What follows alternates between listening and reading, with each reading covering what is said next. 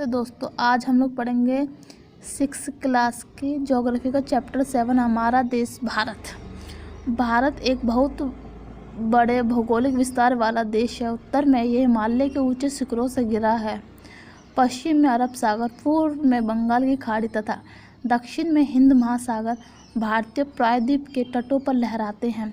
भारत का क्षेत्रफल 32.8 लाख वर्ग किलोमीटर यानी 32,87,263 वर्ग किलोमीटर।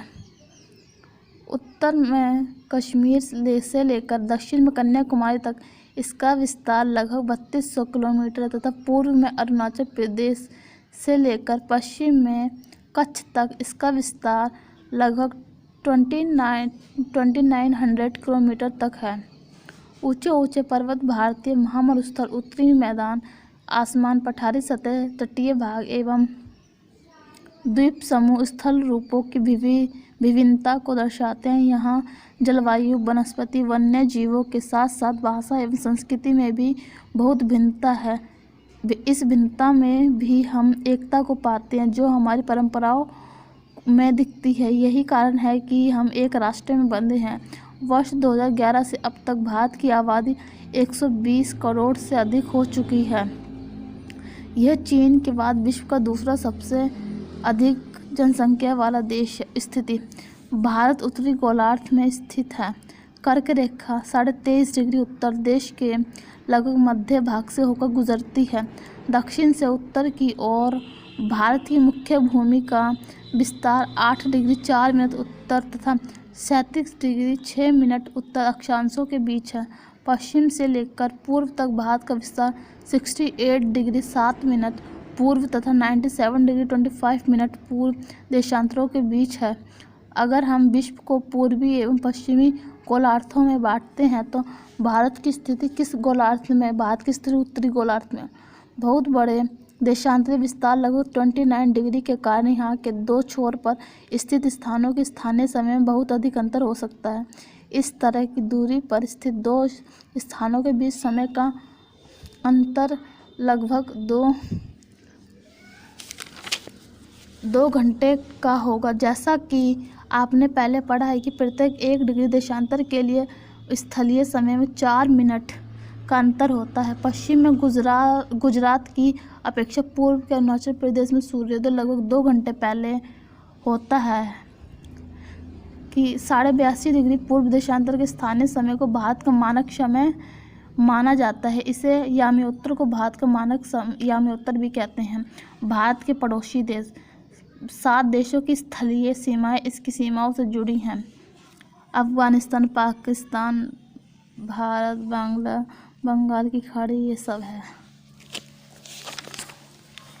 इनमें से कौन कौन से देश हैं जिनकी सीमाएं समुद्र से नहीं जुड़ी? दक्षिण समुद्र में स्थित 2 द्वीप हैं, श्रीलंका तथा मालदीव हमारे पड़ोसी देश। पाक जल संधि भारत को श्रीलंका से अलग करती है। राजनीतिक एवं प्रशासनिक विभाजन: 29 राज्य और 7 केंद्र शासित प्रदेश। वर्तमान में 28 राज्य और 6 केंद्र शासित प्रदेश हैं। 2 जून 2014 को तेलंगाना भारत का 29वां राज्य बना। पहले ये आंध्र प्रदेश का एक भाग था। दिल्ली भारत की राजधानी है। राज्यों का निर्माण मुख्यतः भाषाओं के आधार पर हुआ है। क्षेत्रफल की दृष्टि से सबसे बड़ा राज्य राजस्थान तथा सबसे छोटा राज्य गोवा। राज्यों को जिलों में बांटा गया है। भौतिक विभाजन: भारत में पाई जाने वाली भौतिक आकृतियाँ विभिन्न प्रकार की हैं, जैसे पर्वत, पठार, मैदान, तट तथा द्वीप समूह। उत्तर में बर्फ से ढका हिमालय संतरी यानी सुरक्षा का कार्य करता है। हिम प्लस आल्य का मतलब होता है बर्फ का घर।